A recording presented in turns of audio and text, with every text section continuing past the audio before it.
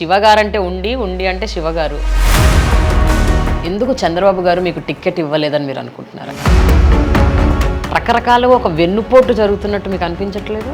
2019 నుంచి మొదలైంది డ్రామా అంతా.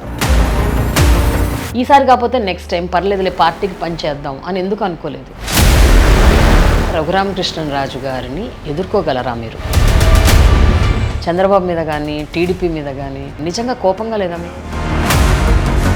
వైసీపీ మీకు 20 కోట్లు ఇచ్చిందని, ఆ 20 కోట్లు తీసుకొని మీరు వైసీపీకి ఫేవర్గా ఉండాలని, రేపొద్దున మీరు గెలిచినా కూడా వైసీపీలోకి వెళ్తారని ఇలాంటి కొన్ని పుకార్లు షికారు చేస్తారు.